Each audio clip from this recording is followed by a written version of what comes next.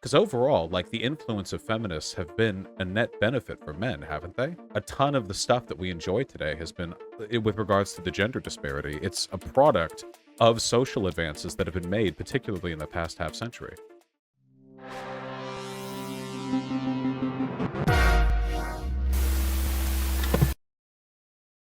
All right, so hit me up. You sent me an email a few days ago. I heard there was a little bit of fallout because you were on the Majority Report. You called in to speak with Sam Cedar and company.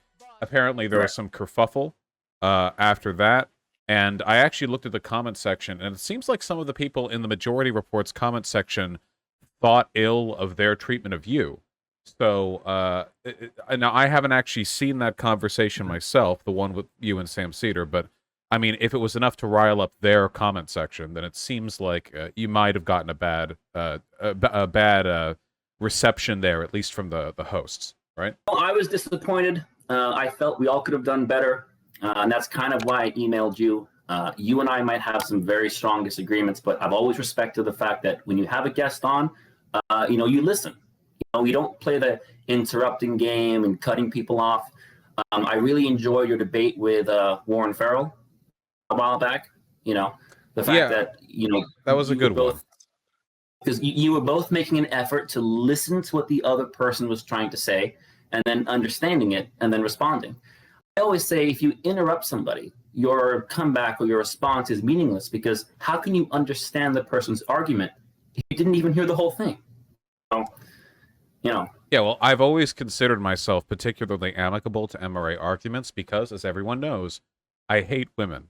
So that's always been my leverage in these conversations. I sorry, no, I try my best to do that. Also, I think one of the broader issues that like modern day progressives have is that their intersectional analysis leaves out people from majority power groups. So that's always something that's frustrated me a little bit. Ideally, a good feminist should be a men's rights advocate, right? I'd say ideally, yes.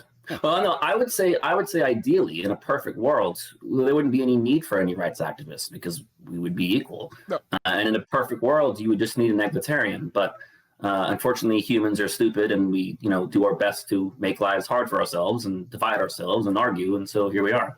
All right, so here we are. All right, so what did you want to talk about, my friend?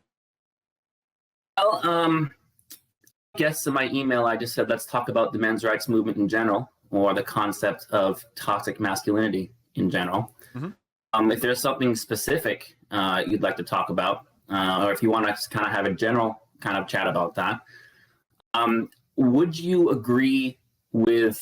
By the way, first of all, I just before we start, 100% what you're saying about diet. When you eat healthy, you can't eat crap anymore.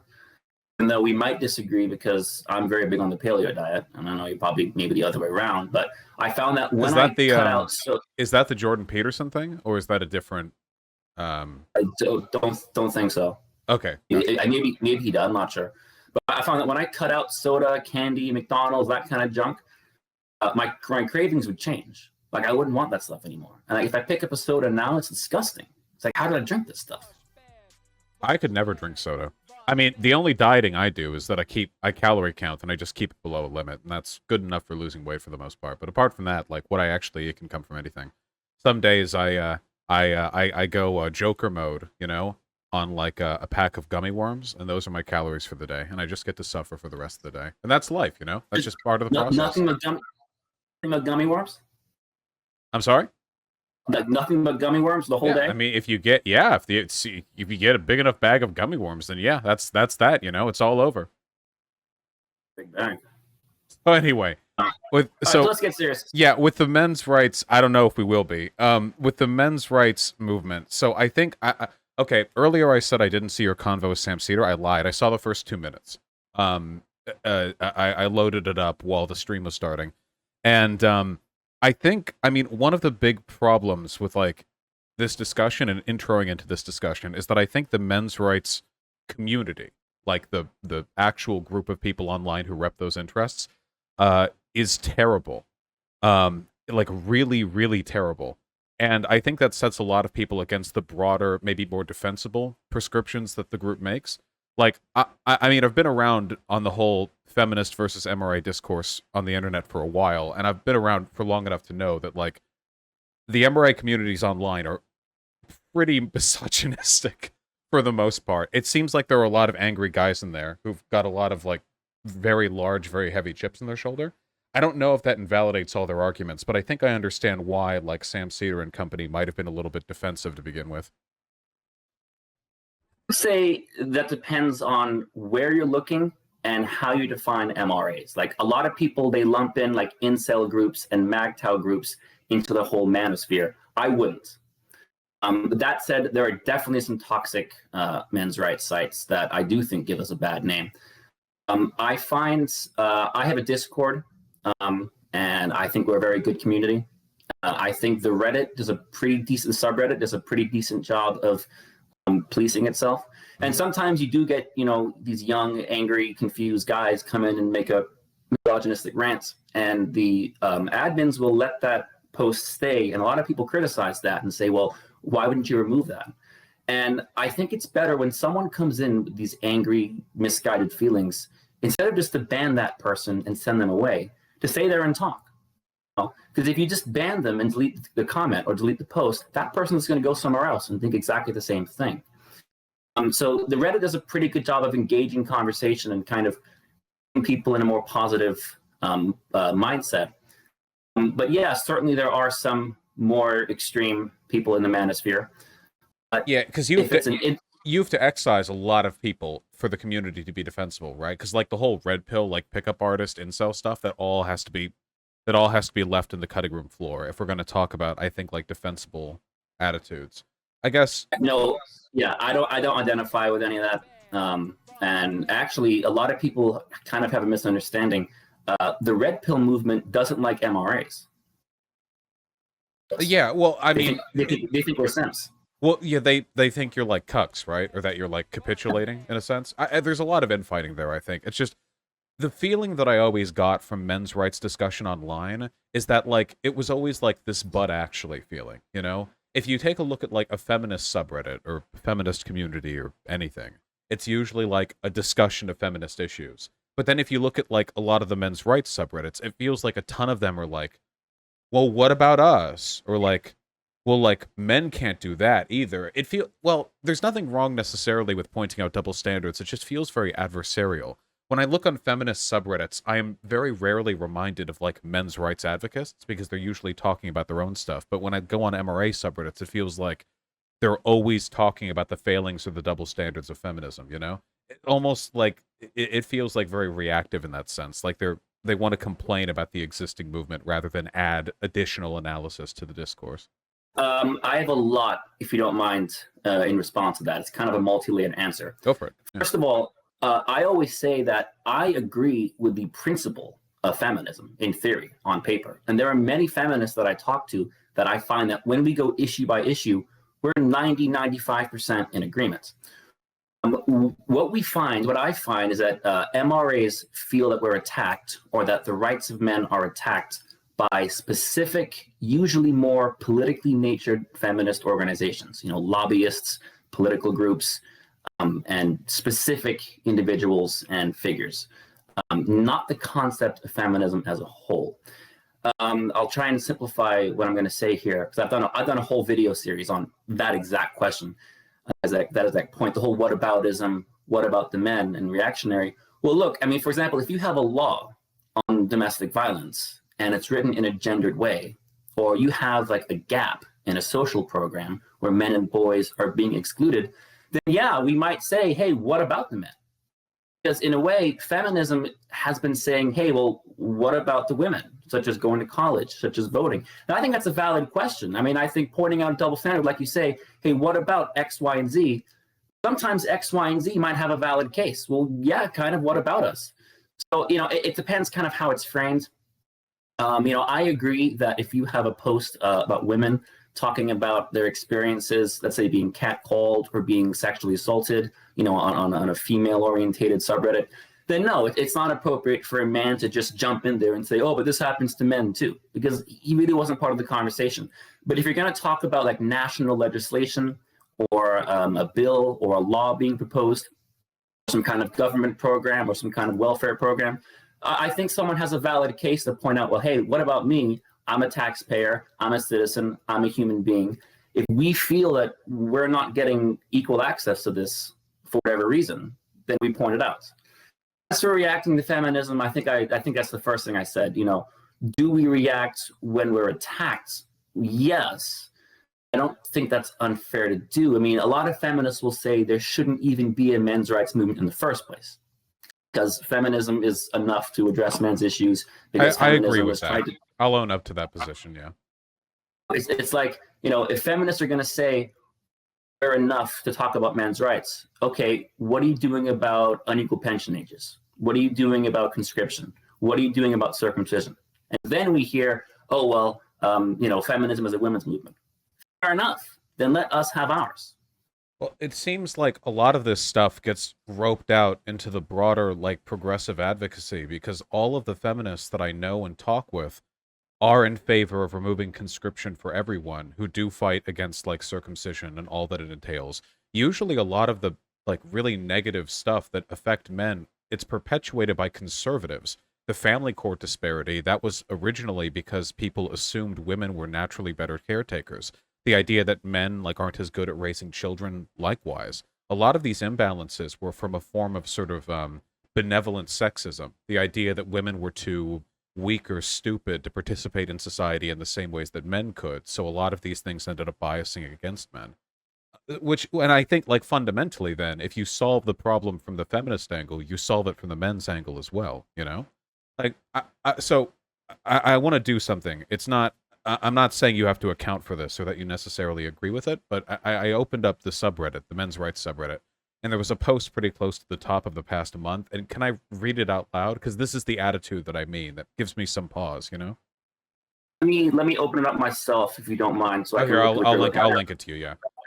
Yeah, it's not, so I'm not saying you have to, like, defend this or anything, but, like, this is an attitude that I see really often. So from my perspective, any person fighting for men's rights has to do so from a left-wing perspective. You can't do this from a right-wing perspective. So the post says, I hate what feminism has done to this country. I hate being called misogynistic because I don't conform to the notion of a rape culture. I hate it when men are always seen as aggressors in encounters between men and women. I hate it when it's assumed that when I'm being nice to a girl, it's just because I want her body. I hate it when women can claim all this crap about male privilege when they have much more actual privileges than men. It goes on for a bit like that, but these attitudes, like, to me, this doesn't feel constructive, and I see this a lot. It feels reactionary. Like, it's not a desire, like, on the face of things, to promote the interests of men. It's like a distaste for the effects that feminism have had on society. Because overall, like, the influence of feminists have been a net benefit for men, haven't they? A ton of the stuff that we enjoy today has been, with regards to the gender disparity, it's a product of social advances that have been made, particularly in the past half century. I think I'd have to argue against that somewhat. It really depends on the scope you're going back, how far back in history are you going. You talk about what feminists did in the 60s and 70s and the advances they made, that may be true. But if I'm going to be debating politics today, I'm going to be talking about the words and actions of feminist groups today. And in regards to this Reddit post, like, I see what you mean. I mean, just out of curiosity, like, what do feminists do to hurt men, you know? Okay, I'll just list off some random examples. Do you mind if I cite international examples, or can I just stick to the U.S., or it's up to you? I'm more comfortable with U.S. stuff, but if you want to use international examples, you can. Okay. I'll start with, this was 2011, I think. This is my state, NOW, National Organization for Women. We're protesting against an alimony reform bill. Now, Florida has something called permanent alimony, where it's possible for someone to get divorced and then be given lifelong alimony payments. Mm-hmm. So even after they retire, it's taken from their Social Security or their Medicaid for life until the day that they die. And one of the men I did in the opposition, sorry, in the defense of the bill, was a 72-year-old man with dementia. This was in Florida? In Florida. I'll dig it up and send it to you, because I know I have it somewhere. I think I've done a video on it too, as a matter of fact.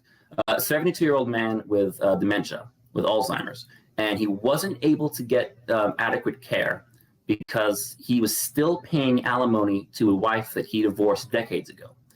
And the National Organization for Women stepped up and protested against this reform, against this proposed reform, saying, well, this will leave divorced women, without the means to care for themselves. But the bill wasn't against alimony. The bill was just saying, listen, there should be some discretion available, and there should be limits to alimony. And the idea of lifelong alimony for someone with Alzheimer's, really is a pretty terrible thing to impose on someone. And the bill was going to pass, the reform was going to pass, but then now picked up a big storm over it, and it didn't pass. And in fact, permanent alimony is still the law in Florida today. And by the way, I would criticize Trump for a similar thing. He did an alimony reform law back in 2018 that was horrible for men. So I'll criticize someone from the left or the right for what they do. Yeah, I mean, I'd have to see documentation on that to see if there was some like extraneous or like overriding reason why they did that. But is not the existence of alimony today largely a product of an imbalance in the economic opportunities for men and women? I mean, like, because technically, like, you can get alimony if you're a divorced husband, right? It usually just goes to the person who had less economic means to begin with. It's really only because feminists have been fighting for women's right to work at all that there's even a possibility for alimony to go towards men. Ideally, if there was no wage gap, then it would be pretty much a par thing, right? I, in fact, do know women who have been screwed over by alimony and divorce courts. It is mostly happening to men, but it does happen to women too. Absolutely. Well, men tend to have more money, right? I would say statistically that's accurate. Younger men today in the United States earn less, less likely to be employed, less likely to go to college, less likely to own a home. A startling fact: young single women are twice as likely to buy their own home as single men. Oh wait, hold on. Can I add something to a previous thing that I said really quick? I'm reading over it, and it looks like one of the reasons why the National Organization for Women protested against that state bill was because it said that children with divorced parents should spend equal time between the two parents. So, like, I think one of the arguments against it was like, if you had an abusive father and like a kind mother, that the kid would be forced to split their time. I don't think it was forced 50-50. I think it was that the default position would be 50-50, but a judge would still have discretion if you had an abusive parent, for example, to not allow the child to stay with that abusive parent. True, but it seems like it would give like a legal preference to the idea that equal time should be met. Apparently that was controversial in its time. I don't know the specifics of how that'd be implemented, but I can understand how that would like provoke a lot of controversy, you know? I do think it was that the default position beginning should be the assumption of 50-50, and then you could have aggregating factors. Oh, well, he's abusive, she's abusive, whatever it is. A point MRAs make is that if you children to the mother by default, what if the mother is abusive? Cool. So that's why I think starting with a 50-50 is the better way to go. It wasn't just starting with it. One of the advocates for the bill, Heather Quick, was saying that the bill called for a 50-50 timeshare split. So it wasn't just like that's the default. It's like there's a legal bias towards the assumption that it should be 50-50, and I assume that there'd be different levels of like extenuating evidence that you'd provide to lean it one way or another, you know?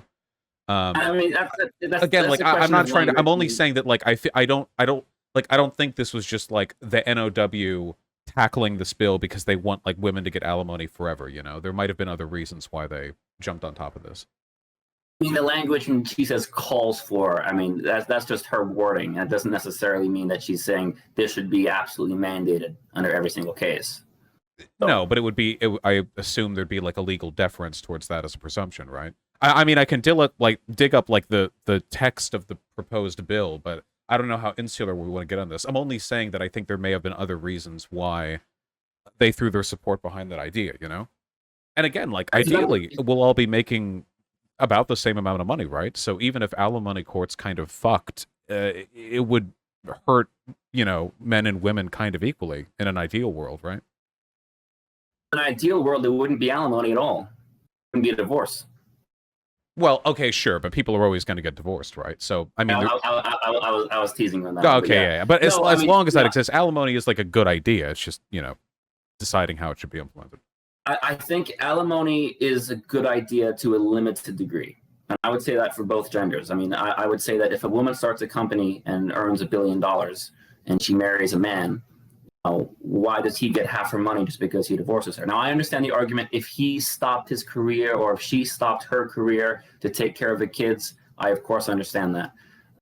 But as a default setting, you know, the Canadian common law, I hate to leave the US, but Canadian common law, I've heard some insane cases of someone moving in someone's apartment for a year and then they break up, not even married. And under Canadian common law, all of a sudden he's paying alimony for 4 years. Yeah, I'm not saying that the alimony rules as they exist now are ideal. I think that, I didn't think you were. I think like radically, I think that like child rearing should be paid work. It's one of the big arguments behind alimony is that like a woman could get a career, but instead they stay at home and like take care of kids. And I think that should be compensated work. It's literally the most valuable societal role that exists, like raising children. That's valid. Yeah. Again, there are some cases where I would say alimony is appropriate. Yeah. So anyway, I'm not principally against this, but the point I'm trying to make broadly, or I guess we're getting kind of in the weeds here, is that like I feel like a lot of the broader prescriptive statements that like feminists make should be the same ones that MRAs would advocate for, right? Like a feminist could say something like, we need to end like rape culture or something, and that would be good. I mean, I feel like that's something we should all kind of get behind, or like we should reduce toxic masculinity. That'd probably be as good for men as it would be for women, right? Well, on paper, perhaps, but this is where I would start maybe disagreeing with the definitions or the prevalence of rape culture and toxic masculinity. Which one do you want to hit first? Let's start with rape culture. And let me start by saying, obviously, my phrase would be, let's stop rape. Let's stop sexual assault. But I think the way that feminists define rape culture almost makes it worse. And I'll tell you why. The idea of a rape culture, I think, in the US doesn't make a whole lot of sense when you consider that rape is one of the most despised crimes. Sex offenders in prison are the very, very lowest of the low. Even convicts and murderers hate rapists. It is illegal virtually everywhere. It's punished severely virtually everywhere. Now, I do understand there are absolutely problems when it comes to prosecuting rape cases and how it's very difficult to get a prosecution in court. And there are definitely problematic attitudes towards rape that exist. But to say there's a particular and specific rape culture per se, I'm not totally sure I agree with that. I also don't like the idea of these consent classes in university, and I'll tell you why. Obviously, it's not because consent is important, but the only person that's going to commit rape, in my opinion, or the vast majority of people who are going to commit rape, are sociopaths and narcissists and people who don't care about right and wrong. They know what they're doing is wrong because they take steps to hide it. So taking a class on consent is mostly worthless because the people that won't do it anyway. The people that will do it are now learning how to better get away with it. So this is what you're doing right now, I would actually argue, is a kind of rape culture. Because the problem, so the assertion made behind people who argue for the existence of rape culture isn't that like people are pro-rape. It's that people don't understand what rape is, and they will play defense for people who engage in that behavior without knowing they're doing so. So rape culture isn't people like raping and then going up to their bros and being like, yeah, I did a rape, and the bros are like, that's sick, brah, nice one, hat in the bag, It's more like, oh yeah, dude, that chick was drunk as fuck and I finger banged her like out behind the dumpster and then she passed out, and the bros like don't even know that that's sexual assault or rape, and stuff like this, right? Like the vast majority of rape and sexual assault aren't like people maliciously exploiting those around them. A lot of it is like people with an incredibly bad understanding of consent and communication who casually exploit the people around them without like really understanding what they're doing. A ton of rapists don't think what they've done is rape, right? I mean, we see this all the time in these like big, like high profile cases with, what was his name? Brock Turner? What was that like college frat boy? I don't believe that. Well, wait, with like, I think those people, he knew what he was doing was wrong. I think the whole, oh, she was drunk behind the alleyway and I finger banged her and then she passed out. They know it's wrong. I don't think Brock Turner so. knew No, what he was but like doing. anytime you get a high profile like celebrity rape or sexual assault thing, people come out of the woodwork and defend them like crazy. And you see these people on social media and they'll be like, dude, it wasn't rape. Like she was passed out when he fucked her, but like that's not rape. She didn't say no. Like these are opinions that like millions of people in this country unironically have. They don't understand the boundaries of predation, so they end up defending behavior that is rape, and that's the culture I'm talking about. Because while it may be true that people who are convicted of rape are very like lowly held in prison, it's also true that celebrities and like prominent rape cases like get elevated all the time, and tons of people defend the people who obviously did the rape. You know, No, that I that's agree really 100%. weird. It's really That weird I stuff.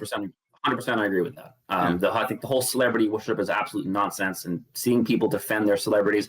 I know part of it is you don't want your childhood hero or one of your big stars and you idol. You want to rationalize that somehow. So I do agree with you on that. But you know, I honestly I have to doubt Like with Trump too. who I mean, it happened with honestly our president. You know, he who has a honestly ton of doesn't sexual know assault that. allegations against him. Well, I do acknowledge that. Who honestly doesn't know that it's wrong to have sex with someone when they're unconscious and drunk? A ton of people, Deep, deep, unironically. deep A lot of people down, don't know that. A lot of people don't know about affirmative consent, where it's not just that like you stop when you hear no, it's that you only start when you hear yes. A lot of people don't know that consent can be revoked mid-sex. A lot of people do super like coercive stuff to like get a yes that isn't really provided like willingly or affirmatively or anything like that. exactly. Narcissists, bad people. Well, no, just I mean people. Like we can talk about the numbers if we want, but the fact that rape happens so often and to so many people in this country means that this isn't like an infrequent thing. This is a thing that people really do like uh I don't want to sympathize with them, but like people struggle with understanding consensual boundaries. And I think a lot of it You said is you used sort the of a word coerced. callousness, you know? You used the word coerced, right? Yeah, people don't That always means know that they're being coercive though, right? I mean, sometimes like pressuring over and over and over again or like implicit threats. Have you oh seen no, like It's Always Sunny in Philadelphia because of the implication? not not Like sometimes like, you know, you'll be hanging out and girls will put out because they're afraid that they might be a victim of violence if they don't because the guy, whether they know it or not, is putting on a ton of like really threatening vibes. Like they're the one who drove the girl there, so the girl has no way of getting away without having to wait for an Uber or a Lyft or something. And the guys are all like being sort of like physically like looming over her. And sometimes they'll say yes, but in that moment, they're panicking and it's just like a survival thing, you know? There's a lot of stuff that people don't know how to navigate that well, you know? I agree. I mean, for me, it's difficult to put myself in that position. My kind of personal rule is I let her make the first move, always. Yeah, well, Um, yeah, I I'm can't. not It's impugning you. I'm only I'm, saying it's a thing that happens. I mean, what's the stat? Like no, I 1 in 4, 1 in don't dis- 5 women in this country have been a victim of um of sexual assault or rape or something like that. I mean, these numbers suggest a strong underlying problem. those numbers are accurate. I'm not saying rape's not a common crime, but 1 in 4 does sound a little high to me. Well, based on the women I know and the experiences I've had with the people who I know, it'd be higher than 1 in 4. Every single girl that I knew in high school and college had some story of sexual assault or rape, you know? It happens all the time. I mean, I don't deny not to like that. I don't literally deny. everyone, but Why do we say specifically we have a rape culture, but not say a homicide culture or a theft culture? You know, why do we only have this one paradigm for that one particular crime? because, well, first of all, because people don't play defense for theft or murder the same way that people play defense for like rape. For rape, it's like insidious. It's not people going like, I'm pro rape, you know? It's people going like, well, that wasn't actually rape, and then you get into an incredibly granular argument about like the nature of consent. Murder's murder. I mean, if a person dies, they die, right? That's a pretty empirical thing to measure. But like rape and consent get into these really like rocky territories and people get like coerced into not telling their side of the story, and sometimes people aren't comfortable opening up, and it gets really really messy, right? I mean, it's not just it's a culture because these things happen. it's a culture because there's this really weird undercurrent in our society of people who are, while not pro-rape, willing to say and believe things that make it easier to rape, often without even knowing. Let me give you a situation, because you mentioned how murder is murder. Mhm. You have a situation, two 16-year-old gangbangers, right? A blood in the crib, armed. They both go out at nights, at midnights, walking around, looking for a fight, looking for each other, basically. They don't hurt civilians, they don't hurt innocent people, but they see each other. They both see each other. They're both out prowling for each other. They take out their guns and they start shooting. One of them gets killed. Mhm. That obviously that's a murder.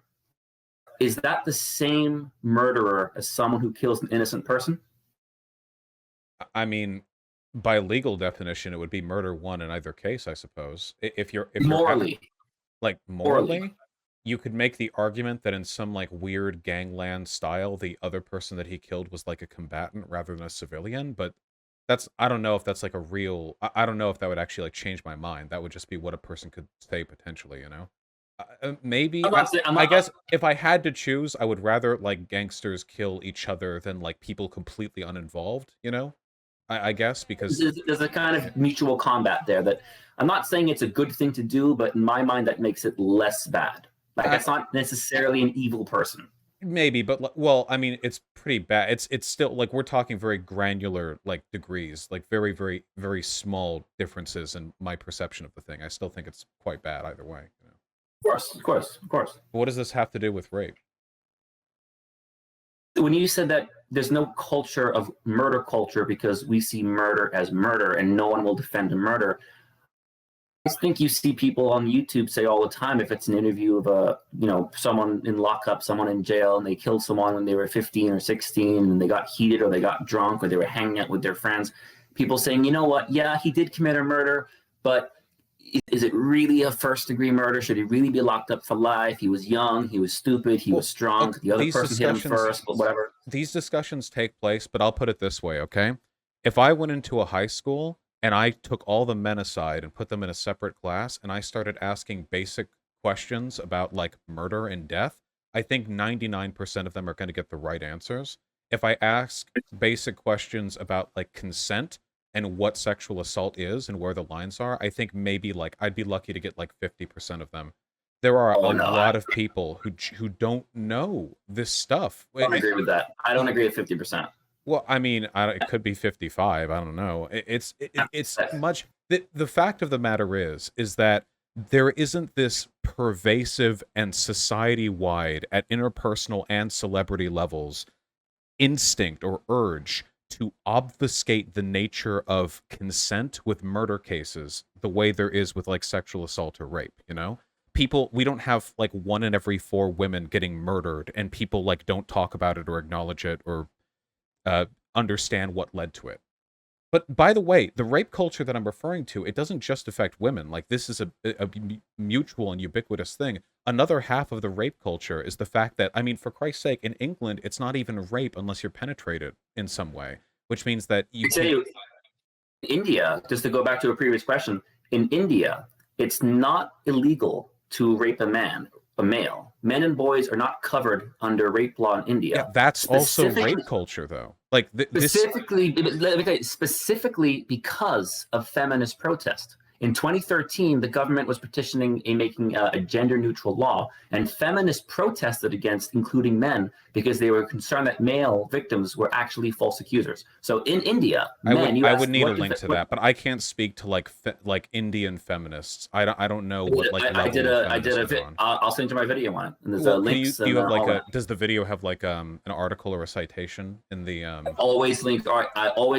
I always link articles. I always link direct quotes, and I always make sure the source is direct. So yes. Yeah, link me the video so I can see. But I can't speak to the specifics of Indian feminism. I'm sure there's a whole lot going on there that I'm not perfectly aware of. Here in the United States, thankfully, we don't have those restrictions. But what I'm describing right now is rape culture. The expectation that like if a man gets hard or comes during sex, that means that it was consensual on his end. That's also a part of rape culture. I just don't know why anyone would fight against this, like being a concept, you know? Here's another element of rape culture. You know how like pedo female teachers will like fuck little boys that they teach, and everyone's like, The "Oh my, articles will say, the articles won't call it rape. Yeah. yeah, Yeah. yeah," and they're I like, see "Oh my those. God, that guy's so lucky." That's also rape culture. It all fits into the same, like purview: a lack of understanding of consent and a different set of ideas as to what men and women do with regards to sex that leads to both of them getting hurt. Yeah. It's not good, But but even the fact that we're having this conversation now, people know those articles and those stories are wrong. People recognize it as a problem. Some people do, Vast but a lot of majority other of people people. don't. I honestly think that, you said a lot of people don't understand consent. I think yes, they do. Turner knows what he was doing was wrong. He put on a little wet work show in court, and because he was So trying do to you save think the himself. millions of people who defended him online are all like just explicitly and self-awarely pro-rape? Or do you think there's something else, some weird set of internal biases that may have led them to defend a case of rape and call it not rape, I just think they were fooled. I think they believed his lies.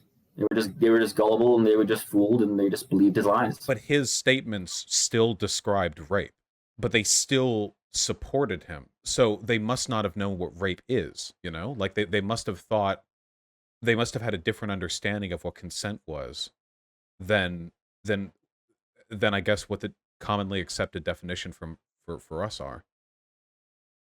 I would have to read those millions of people's opinions to really understand what they were saying. I mean, we can wait. All we have to do is wait another 4 or 5 months for another big celebrity to get caught, like on a rape case or something, and we can see the reactions there too. I mean, it's going to keep happening. It's usually conservatives who jump up in defense of these people, right? They'll say like, like feminists have made everyone like afraid of false rape allegations, and like, um, everyone has to walk on eggshells when talking to women these days because they're so like looking for an HR complaint all the time. Stuff like that. It's like time is a flat circle. It feels like it's always going in circles. I'll be honest. I mean, even me, false accusations are in the back of my mind. I mean, it does happen. The reason why men are concerned, and I know that, I know you're going to cite the data that it only happens 2% of the time or 8% of the time, and I might cite a study that says false accusations are 40% of accusations. Here's the thing. I would not believe any study that said that 40% were here's false the thing. accusations. I think it's very difficult or really impossible to get an exact number. Is it 2%? Is it 40%? Is it 10%? Is it 19%? Who knows? I think it's about it 2. happens. That's the It happens commonly enough. It happens commonly enough that men are conscious of it, and men are concerned. The sociological evidence I've seen leans in the 2 to 4% range for false rape allegations, but that's the same amount, more or less, as false allegations of other crimes. False allegations of assault, of murder, of theft, those are also in about that ballpark. You can't really have a false allegation of murder because you can't fake a dead body. No, but you can say like it's the wrong person who did it, and that is a component of false rape allegations too. It's well, maybe I was raped, but like they misidentify who the person who did it was. That's one of the reasons why I think it's so difficult to nail down an exact percentage of false accusations is, as you said before, a lot of people may not understand consent. And you may have someone accused of rape or accusing someone of rape, and they were on 2 different pages of consent. So morally speaking, is someone guilty in that situation, or was someone ignorant in that situation? Well, if a person's ignorant of consent and then through their ignorance rape somebody, I'd say they're definitely guilty, yeah. I mean, I can be ignorant of like a person's like physiological strength, and then I could like kill them with my body, and I mean, my ignorance, I still did it with my body, right? Like I still killed them. Like you said, let's say a man was being intimidating without intending to, and so the woman said yes because she was really just scared. Mm-hmm. That man might not know that she said yes because she was scared. He might genuinely take that for genuine consent. Would you say that man is guilty of rape, morally speaking? Not necessarily. In large part because there are a lot of contextual clues that I would need to like make that determination. By default, I wouldn't say that's a case of rape, no. Mostly because there wasn't an explicit breach that they were involved in, or there wasn't like a denial of the other's wishes that they were explicitly aware of. But stuff like that doesn't lead to false allegations. Like, there aren't like people going to court for rape because the girl said that she consented, but the consent was because the guy was like scary or something, you know? That doesn't really happen in the in the broader case on this, you know? I've seen Reddit posts on 2X chromosomes asking, was this rape? And basically describing that kind of situation. And the commenters saying, yes, it was, you should report it. Just really quickly, though, doesn't this conflict with your earlier point? Because earlier you said that when people rape, they know it, but now you're saying that false allegations can be the product of people not knowing the boundaries of the people they're having sex with, you know? Don't those contradict each other? I would say no, because we were talking about if a man came across as intimidating without realizing it, not if he was intentionally trying to push himself over her or loom over her. You know, if a girl was, let's say, very scared and she invited him to the apartment because she was afraid of his reaction, what he might do if she said no, and the guy was truly just clueless and just kind of, you know, went along with it. If you're being aggressive or manipulative or coercive, then you know it. But if you're, let's say, you've both been having... People are often very like abusive to their partners without knowing it either. Like, people do stuff all the time without being fully conscious of the impact they're having on other people. This is exactly why I wouldn't want, this is why I don't feel comfortable with any study trying to give a percent of false accusations and how common it is. I think it's impossible to... Then you can't make any, if that's the case, you don't get to make any affirmative claims about false rape accusations being like a social problem. If you can't trust any of the data on it, then you can't make claims on it. You would have to just I would disagree with that. Well, you can't. We know what happens. We just don't know how much. You can't reject the data, but then continue to claim it's a problem after rejecting the data. No, I don't reject the data. I say I'm not sure which piece of data is accurate. Someone has the right number, but we don't know who it is. We just know that whether it's 2%, 12%, 25%, 40%, it's about 50%. It's about 2 to 4%. It's not. We can't. I don't want to equivocate the validity of all of these pieces of data. I've seen a decent amount of it. It seems like false rape allegations are in line with other types of false allegations, which means that it's bad. I mean, falsifying a police report is a crime. That's perjury. So obviously, like, that's not good. We do have laws against that. But it doesn't seem like it's like unique or specific problem. You know what I mean? It just seems like it's a thing that happens in line with any other type of crime. It's still bad when it happens. Don't get me wrong. It's just there's a lot of fear mongering over it. Like, this happens all the time, and it just doesn't. So it's sad when I see there's a lot of like guys who live in fear of this, but there's just no statistical reason to. You see, here's the problem though with the 2 to 4% data that you have. Not all false accusations get recorded, because not all false accusations go to the police. But not all regular rapes go to the police. Someone might accuse someone of rape falsely, and they don't go to the police, but they go on social media, and they lose their job, their reputation, their friends. So not all false accusations get recorded. Well, not all rapes get recorded too. Yeah, I agree, 100%. Well, yeah, but if not all false allegations get reported, but not all regular allegations get reported either, then we have to assume the proportion is roughly equivalent in either case. Especially if, as you imagine, like, a deliberate false rape allegation would probably be disproportionately likely to be presented specifically because the goal of a person lying about a rape allegation would be to get civic attention on the issue. I mean, a false rape accusation doesn't really mean anything unless other people notice it, right? If it's being done maliciously. So I feel like, if anything, there would be a statistical bias in favor of the prominence of false rape allegations because people who are actually raped are way more proportionally likely to stay quiet about it. Not necessarily. Someone might do it without, especially if someone is making a false accusation, they might specifically not go to the police because they'd be afraid of getting charged. Well, what's the point of making a false allegation if you don't go to the police, though? You are embarrassed, maybe you are shamed, maybe you don't want your boyfriend to find out you with this person willingly. I mean, there's a million and one reasons why people can lie about things. But like, so wait, when I'm talking about false rape accusations, I'm talking about in court, not like, I can't speak to like out of court. I don't know if there's any data on that. If we're just talking about people like making accusations between friends, I don't know if there'd be any way to get data on that. There might be data out there, but I don't. Well, then what are we talking about? You couldn't have data. That's exactly my point. Is you really couldn't have data on it. Then how do we know it's a problem? That it happens because we see examples of it almost every day. Well, if you're on a men's rights forum dedicated to cataloging these incidents, but we're talking about non-legal complaints right now. So what are these? What is this you're seeing every day? People on Reddit going, "My bitch ex just told my friend group that I raped her and I didn't." Like, what data are we basing this off of? I would actually say if you were to scroll down the subreddit every day, you would see a lot of posts of guys with those kinds of stories. I mean, not the bitch X part. Not data, though. We can't base our assertions of if that's the case, you can go to like the red pill and like every single day, like women are sucking alpha dick because they held frame and juggled plates or whatever. Like you could form any worldview you wanted if you just go off stories on Reddit. There doesn't seem to be any data on this stuff. When we're talking legal, it's like 2 to 4%, but outside of that, like people lie about each other all the time. So if people lie, this is why I had a problem with believe all women, because if you acknowledge that men and women are equal, men can be dishonest and lie, and women can be dishonest and lie.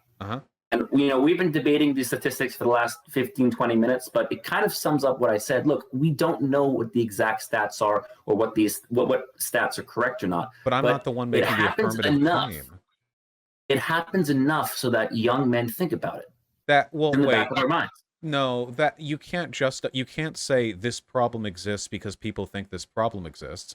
If that's the case, then like I would have to side with the lynching gangs in the South 150 years ago because every Southern white thought that like black people were running around raping farmers' daughters or whatever. Like you can't feed into paranoia that way. You could justify anything. You could go to a Nazi forum and like, oh yeah, dude, Jews are totally like cackling as they send legions of black men to beat up white couples on the street. I read stories about it every day, like you could justify anything that way. I'll tell you, just with regards to this though, I just like people lie about each other like all the time.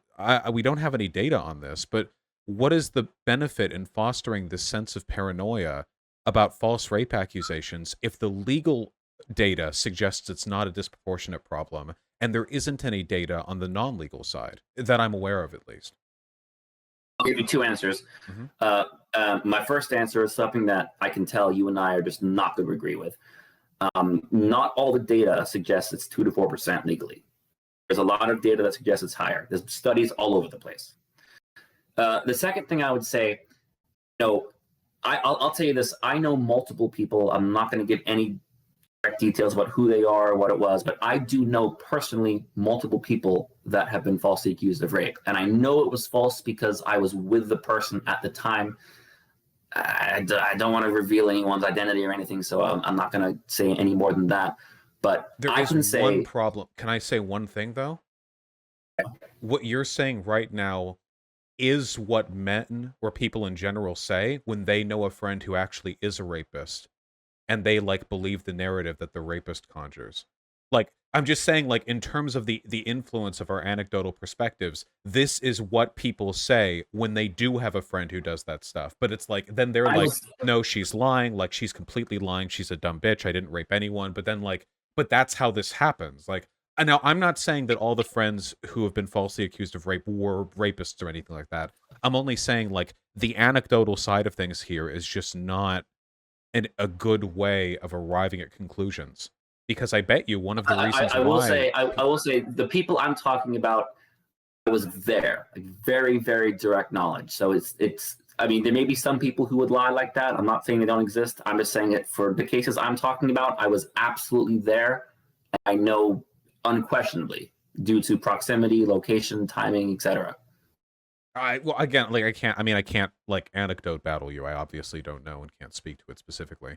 Maybe one of the reasons why people are so afraid of false rape accusations is because rape is really common, and people who commit those rapes will say, when accused, that they didn't do it, and those are false accusations. So people will say that. Just very often, people will say, like, I'll tell you this much, okay? Just one quick thing. Then we can move on, because I feel like we've gotten to this topic. But every single rape survivor, when coming out and coming forward with their story, you know what they get accused of being? A false rape accuser. Yeah. Any rapist will, again, like I said, Brock Turner, he wasn't wrong. He was lying. Well, Any and the rapist will lie. millions of people. I can't infer his intent. I'm just saying, like, a ton of people jumped out of the woodwork to defend him. I mean, with He was wrong. He knows he was wrong. even if he knew he was wrong, a ton of the people who were defending him didn't. Like, people don't run around thinking they're the bad guys. People don't run around thinking they're pro-rape for the most part. They just don't understand what consent is or what fair boundaries are, you know? And all women who come forward about their rape experiences get accused of being false rape accusers anyway. So it's it's pretty tough to know, right? Especially based on anecdotes. We do know rape happens a lot, so that's something worth taking seriously. Yeah, I agree. You know, I think we talked about this issue kind of enough. You know, I'll just finish on this note to what you just said. You know, I really can't imagine like not knowing. To me, it's pretty obvious. Like right and wrong is something that I think is innate in the vast majority of people, and I think deep down people know when they're right and wrong. And I think there are some people, and people don't want to acknowledge this, and this is why I think, you know, consent classes and anti-rape classes and movements are never going to work, is because some people are just born without a conscience. They don't care. They know the difference in right and wrong. They're just bad people. And I know we don't like to think about they're bad people, and we want to pretend that, you know, that you're otherizing rapists right now in a way that makes it seem like they're these inhuman monsters and you could never be one. People who rape, they could be your family or your friends. They could be anyone. And if you build them up to be a monster in your head, then they become this otherworldly thing that you can't even fathom. And then you'll defend everyone around you because the people you know, your friends, your family, they're not monsters, you know. They're perfectly fine. If one of my friends or family committed rape, I would absolutely not defend them. No way. But that's the thing. You wouldn't think they committed a rape. You would think that they were being falsely accused of rape, because no, but this is what I mean. You wouldn't, because if you already believe that the only people who could commit rape are like these amoral monsters, and you've known a guy for like 30 years, what's more likely in your mind? That this person was actually a secret monster the entire time who was totally capable of rape, and all of your intuitions about this guy were wrong? Or that the woman accusing him of rape is faking it? Okay, let me just say, I have exactly what you just said. I have known some. This is again, I don't want to be specific, but I'm just going to say it's someone I was close to for multiple years, and it's suddenly. I'm not going to say what exactly happened to be specific, but something happens where I realized this person's a sociopath. This person is a bad person, and I cut them off immediately. So I absolutely could believe you can be a good person for 20, 30, 40 years and be a secret monster. So if you showed me evidence that someone raped and I thought it was good evidence, I could believe that, sure. There's just no criminological or psychological data to suggest that everyone who commits a rape is like some kind of immoral monster. That's just not how crimes go in general. Same with murders. You know, you would think a person who takes another's life for no reason would be some kind of horrible human. But in reality, a lot of this stuff is done in the heat of the moment, and most murderers don't engage in any kind of recidivist activity. You would let them go right afterwards, and they'd never hurt another fly.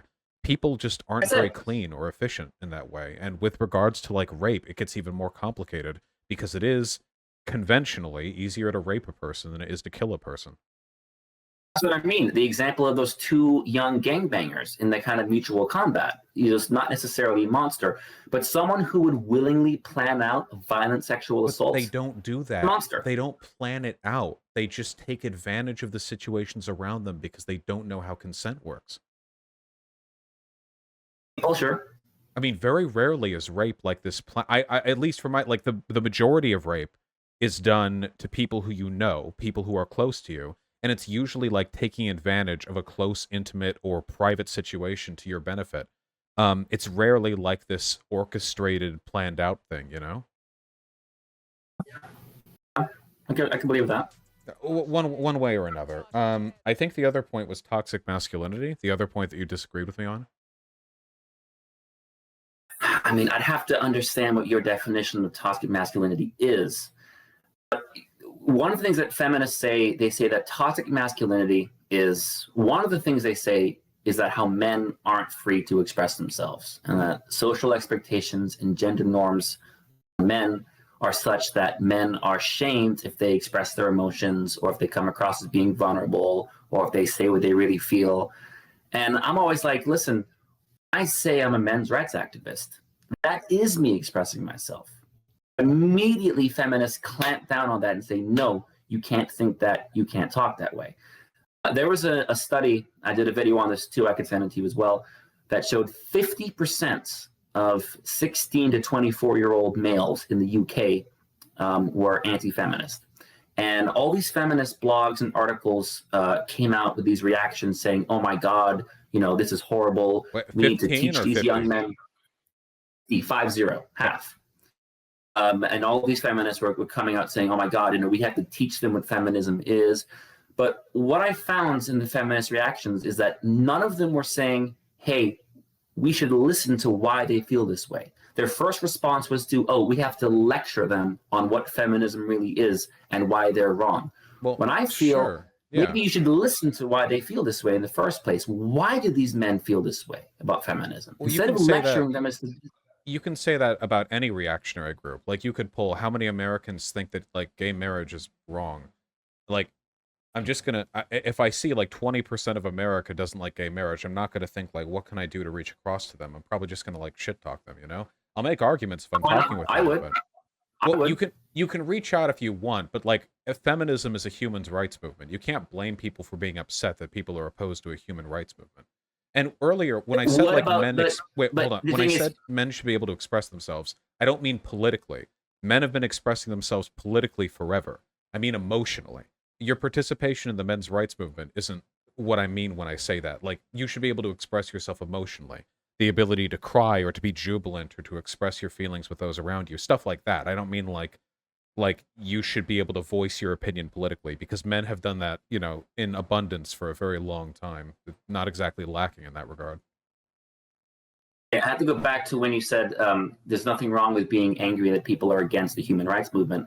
But again, maybe you should consider, what are those feminist organizations in the UK actually doing? Maybe they're not so much serving human rights. Maybe they're doing things that are against equal rights. But you can, that's kind of my point. So I mean, I'm a leftist, and I disagree with a ton of existing leftist organizations, but I'm still in favor of leftism because there are underlying principles that I agree with. The underlying principle of feminism is gender equality. Even if there are specific organizations, actions, or people that you disagree with, that doesn't change the fact that the underlying movement should be something that everybody agrees with. It's okay to be upset with people for not liking that. I mean, you can hear out their reasons why, but there are reasons why, like, people in America think, like, Jews are cockroaches or whatever. I mean, you can hear out, like, any set of opinions, right? But it's about, like, what do we consider acceptable? Like, what's acceptable discourse in today's society? And unfortunately, being an anti-feminist still is, but I don't know, give it 100 more years, and maybe that'll be like the new default, and people will build off of that to new and more advanced forms of civil rights advocacy. So I would say two things to that. First of all, I would say actions speak louder than words. It's all very well going to say, oh, this is the definition of feminism, and so it's a good thing, but actions speak louder than words. The second thing I would say, I think I said this in the beginning of the conversation, most feminist individuals I talk to, most human beings who call themselves feminists, are people that I tend to agree with 95% of the time. The problem with those specific organizations that I'm talking about is they do tend to have the most influence. The minority of those people do tend to be those groups that have the actual leverage over Parliament, over Congress, over whatever it is. So even though most feminists walking on the street might be good people, these political organizations have the most power. I don't really think that, like, big progressive orgs are like super harmful or damaging to men. I'd be willing to bet most anti-feminists in the UK that were polled felt that way because they watched YouTube videos making fun of Anita Sarkeesian, not because they have some like deep understanding of the feminist orgs in their country. Trust me, having talked to people, I would have to say, if you looked at some of the things that happened in the UK, for example, last year, there was a debate about a domestic abuse bill, the 2020 domestic abuse bill, and feminist groups protested, and thank God they lost. They wanted to make I the need bill. I need citations on this, because the problem is I still haven't seen the India feminist thing, and when I looked up the Florida state law from 2011, I immediately found evidence that you didn't provide that made the case from the feminists a lot more convincing. I can send you all the evidence for this. I've done several videos and articles about this with direct links. But basically, the feminist groups tried to make they wanted the law to be gendered. So they wanted the domestic abuse bill to be written in such a way that male victims were not recognized as equal. What was the name of the organization? The biggest one, the primary one, was the Fawcett Society. Can you spell that? Another one, FAWCETT, Fawcett Society, like Sarah Fawcett. Farrah Fawcett or Sarah Fawcett? Farrah Fawcett, right? He's nothing to do with it, but that was a spelling. Another big one was refuge, the word refuge. Those are the two biggest ones. And they basically wanted the language of the bill to be gendered in such a way that teachers and police would be trained to assume, and this is the same as the Duluth model in the US, they'd be trained to assume that a male is inherently a perpetrator and a female is inherently a victim in a domestic violence situation, which I would say completely goes against the idea of being against gender stereotypes and gender roles. If you're against the idea of men being inherently strong and women being inherently weak, then you should be able to recognize that a woman can be physically abusive to a man and a woman can physically harm a man. And thank God their efforts did not work, and the abuse bill was passed gender neutral. But that was something that was a major issue, major debate, roughly a year ago today. Just out of curiosity, what was the? Send you. How close was the vote on that domestic abuse bill? Sure. I know that Philip Davies, if you know who he is, he's a member of parliament. He's, as far as I know, only openly men's rights activist, mainstream politician in the world. He was very, very principled in this, and he was a big reason why the bill did not work out the way the feminist groups wanted it to. So I would need to say, I'm looking at a bill on this right now, the domestic abuse bill. Was this 2020 or 2021? Okay, it was weird. It was originally it was 2020, and then with COVID they kind of shut down, and then it opened up again 2021. I'm pretty sure you're looking at the same bill there. Okay, because what I'm seeing right now is that there are two major amendments which were voted on. One of which was making misogyny a hate crime, and the other was the implementation of a stalker's registry. Some of the other things that you mentioned I don't see listed here, but the Fawcett Society did back those amendments. Correct.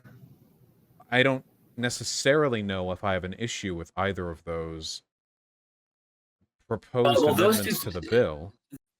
Those two amendments are not the same thing as the provision to make domestic abuse defined as gender. Those are kind of separate issues. I would have to see. I'd have to see, because I'm like looking through a bunch of articles right now, but I just have to like trust your word on this stuff.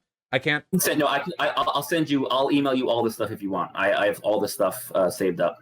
So I'll send you the direct articles, direct quotes, all that. So I can absolutely send you all the citations for this. Well, you have to send me. You have to send me info on it now if you can, because otherwise I can't. Because I don't know. Like, stonewalling the domestic violence bill. Why make misogyny gender neutral? What is this? I have to look through so much stuff. Wait, this is a turf site. Yeah, exactly. I mean, our conversation would really be bogged down if I were to send you all the links now. I mean, I can if you want, but I will answer what you said about misogyny as a hate crime. You know, do I inherently dislike the idea? No, but my concern would be who is defining what misogyny is and how is it defined in court? You could also make the argument, well, why is misogyny a hate crime but not misandry?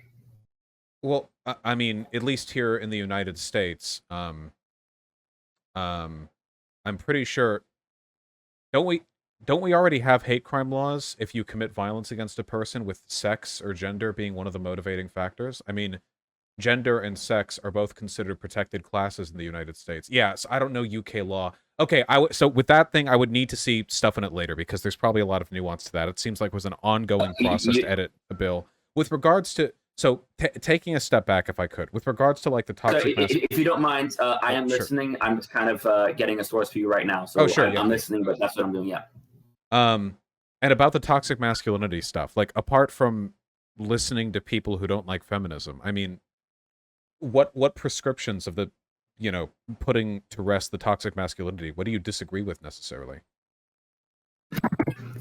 Disagree with the idea that being a man carries certain negative attributes towards how they think about women. Like I disagree that toxic masculinity is a man's inherent misogyny That's and not how inherent. men are inherently misogynistic. But it's not. If it was inherent, then there'd be no point in trying to get rid of toxic masculinity because it would be inherent. It's a cultural thing. We're taught Agree? toxic masculinity. Exactly. I mean, that's why I feel that it's often used. I think it's very often used in good faith, but I also think sometimes it's used disingenuously. Right, but okay, but like with regards to the idea that there are elements of masculinity that are destructive that we should probably like culturally norm out, do you agree with that? Like how some guys are super like aggro and prideful and really defensive and they don't open up about their emotions, like stuff like that, Yeah. And again, this is what I mean by it's different. I mean, there may be some feminists who talk about toxic masculinity, and I say, yeah, I agree with that. But then there are other people who I would hear what they say, and I say, no, I don't agree with that. So it's such a nuanced term, what such a everyone vague, says, though. abstract definition. But it's not though. You say that, and maybe your friends say that, but it's not what everybody says. I've never seen somebody refer to toxic masculinity as the assumption that men are like inherently bad.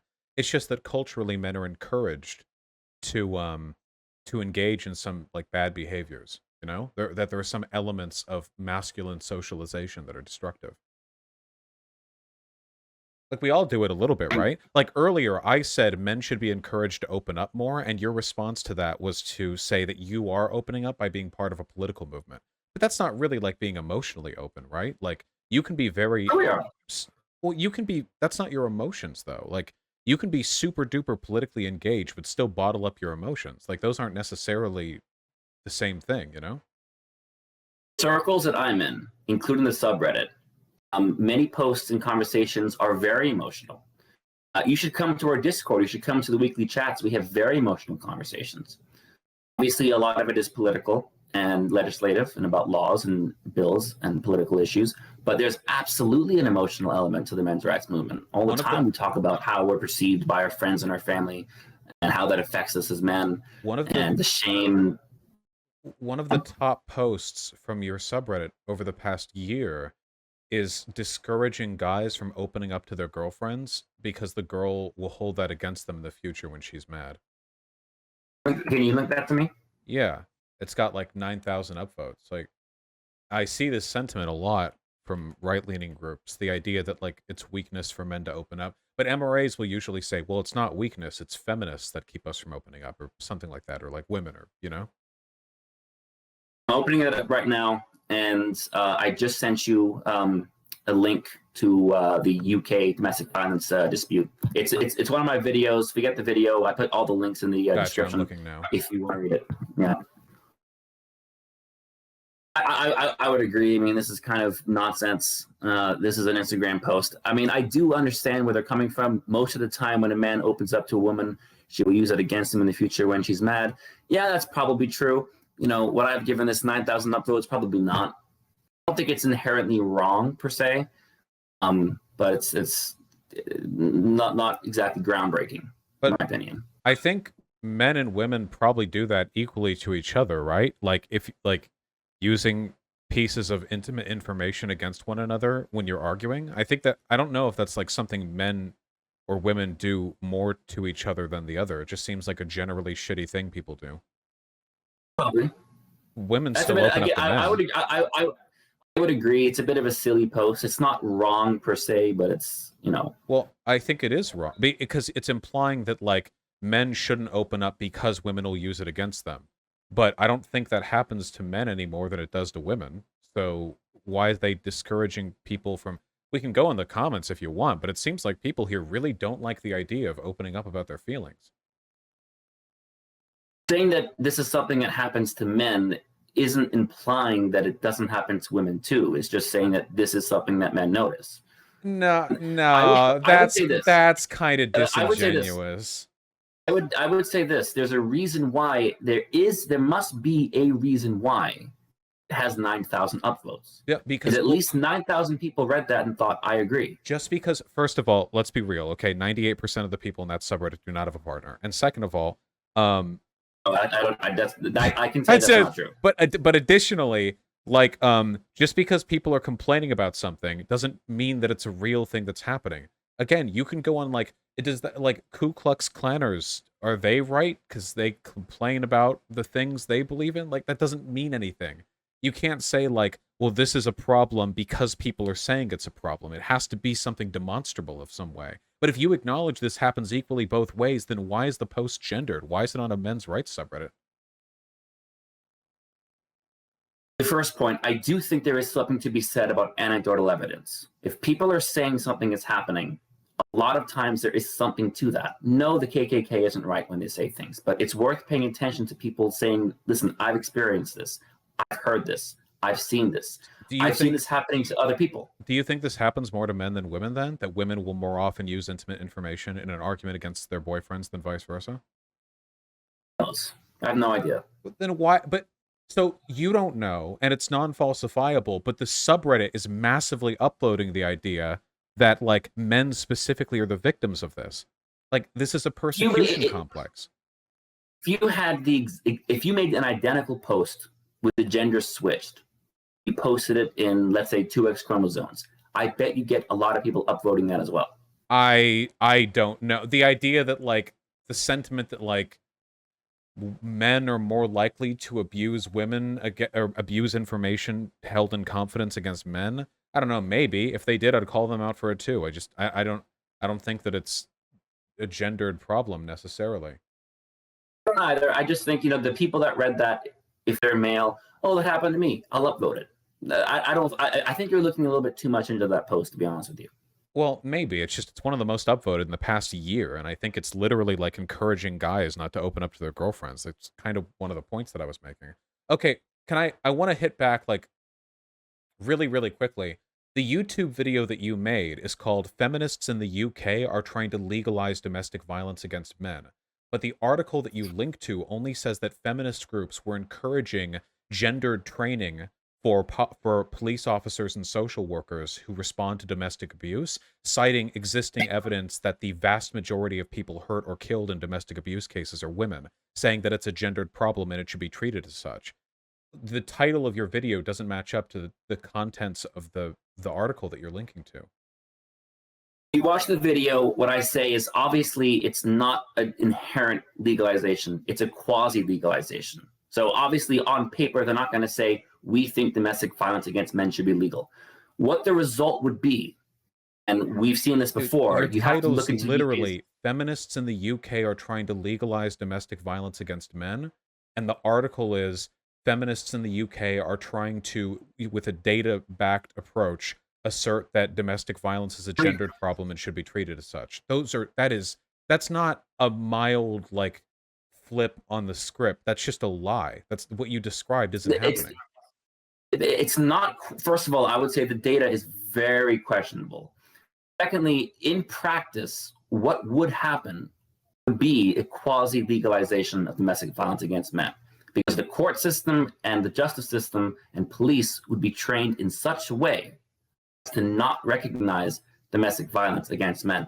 Of course, they're not going to be on paper saying we think domestic violence should be legal. It's much more disingenuous and subtle than that. No, wait, don't you think, so you're saying, like, so, okay, I don't trust the data that the feminist orgs are using to justify the claim that domestic violence is a gendered issue. I actually think they're misusing this data with the explicit intent of subtly trying to make it so that men can't get their domestic violence cases prosecuted when it happens. You're simultaneously ignoring existing evidence while assigning malice to people who are using the evidence that you can't falsify in the advocacy for their positions. Like, doesn't this come off a little bit conspiratorial? No wonder people in the subreddit are afraid of stuff like this. No wonder people in the UK don't ignore the evidence. I don't ignore the evidence. In fact, I address the evidence by providing other examples of conflicting evidence that suggests this isn't exactly true. And I make the point that say it's very disturbing that a police officer would be trained to assume a gendered position on domestic violence inherently. So you go into a situation, you have this training that tells you, oh, chances are, if a man claims to be a victim of domestic violence, he's probably lying. So wait, He's probably acting that is not what the training says. The training, so the only thing listed in this article is just that there should be a gendered element to the training because more often than not, women are the victim of violence in domestic abuse situations. You're making a lot of inferences that are not supported by the data, like that police officers will be told men are lying if the police show up. Like that's not anywhere here. Why are you assuming that stuff? The thing is, I did a whole series on that, so there's other videos with more articles than just the one that you saw. With other titles, didn't want to overload you. Didn't want to overload you with different sources, but there's other articles on this very thing. But do you see why I wanted to cite the source now? Because like this is the fear mongering. I mean, you say 50% of kids in the UK, like men in the UK at a certain age demographic, they're not feminists. Well, maybe it's because they saw YouTube titles like feminists trying to make domestic violence against men legal, and they never read the article underneath the comment section showing that that's a complete lie, you know? It's not. I mean, there's many real world examples. In the UK, they do have a two-tier justice system for men and women. Women, by law, are not punished equally to men for the same crime. Well, that's true. That doesn't justify lying about the available evidence. It's really not. It's really not lying to say that it is a quasi legalization. That is absolutely a lie. But you didn't say quasi in your title either. The title is meant to reflect the practical, real-world situation of how domestic violence really handled in the UK. That's not the practical, real-world truth, though. It's just not true. It's a factual lie. And while I agree the criminal justice system is biased against men, because I believe that, the criminal justice system is bigoted against men. I absolutely 100% believe that. I'm not backing off on that. But I don't think that justifies lying about current events in an effort to get clickbait so that all the anti-feminists in your community can like rally around a lie. It's just not acceptable. Why not make a salient criticism? Why make this an anti-feminist thing? Because first of all, the source of this is feminism. It's feminist groups who lobbied for the gendered law. Feminists are the only reason like domestic violence laws exist at all. To be fair, the modern legal landscape for partner violence has been shaped by the advocacy of feminists. There's a reason why if you go back a few decades, like marital rape is illegal. But like in this case, it seems like they have a good argument to make. Like they want there to be gendered training because it's a gendered issue. It seems, you know, arguable at least. It's not them trying to make it legal to DV men. I would absolutely have a really big problem with what you just said. You're saying it's okay to give gender training to police or school teachers. So when they respond to a crime, they already have a preconceived notion or expectation of who's guilty and who's not. So they're basically trained to see this gendered element of domestic violence. Well, there is a so if a male victim calls and says, "I've been hurt, I've been stabbed, I'm bleeding," they're trained to believe that likely was the perpetrator and the woman was defending herself. Do you have any evidence whatsoever that in instances where the man is showing signs of physical injury that they would believe the guy is lying and then only receive those injuries as a product of his aggressive attempt to attack the woman? Absolutely. If you go through the channel, I have absolutely dozens of videos of this happening. And women stabbing men. It does happen. Wait, it does happen. I'm asking if you have evidence that that was part of the gendered training that they were proposing. Because I do. There's evidence. How? The amendment didn't even go through. Amendment didn't go through. No, I'm talking about the Duluth model, and I'm talking about how feminists kind of control the conversation and control the narrative. I'm not saying this exact bill. That's saying what I'm this talking about. Stereotype. Wait, no, that's specifically what we're talking about, this bill amendment. You're making the assertion that it would lead to DV being de facto legalized against men. You're making the assertion that it would lead to cops assuming men are lying if they are stabbed. I was talking about how in the UK, there's a two-tier justice system between men and women. But that's we're talking about this bill and your lie in the video title. I agree that the system in general is biased against men. I'm not disagreeing against that. There's two different points. It's two different things. So, okay, so the claim about the bill does not legalize domestic violence against men. No, the bill would, if it happened in the way that feminists wanted it to, would quasi-legalize domestic violence against men. It doesn't because it didn't pass. Do you have any Till evidence today, of that? but- Because all they said was gendered training for a gendered issue. Do you have any evidence of that? I can't possibly have evidence for a bill that didn't actually pass. Then why Their are you bill didn't making pass. claims about it? Making claims that in the UK, and you agree there's a bias against men. Yeah, Yes? but you can't in the say justice system. the logical leaps you're engaging in here are like insanely dishonest. Like, I guess these are the kind of like But- mental tricks that I would expect somebody who doesn't know what rape is to like get away with using on It's not, themselves. But it's not like- a mental so thing. It's But so we when- already see it now. Hang on, listen. We we're talking already about see now this bill. articles. This bill, where all that we're being given evidence of is feminist orgs saying this is a gendered issue and that there should be a gendered element to training. That's it. And then you're saying they're trying to legalize DV against men. They're going to assume men are lying if they're injured when the cops show up, like this and that. But there's no evidence of that. So, like, why? Why make these claims unless you're trying to stoke fear-mongering against feminism? What I was saying is, first of all, already, even before this bill was passed, so many examples of men being stabbed, a woman stabbing her partner, and not being sentenced to prison whatsoever. There's already a two-tier justice system in the UK. That's not. Women do not get punished for crimes equally to men. So I think if you have this bill written the way feminists want it to be gendered, you're going to make that problem even worse.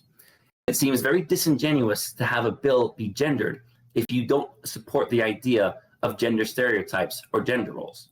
Wait, What no, you're wait, saying hold on, is wait. even- Wait, hold on. Not gender stereotype or gender roles. Just it's a gendered problem.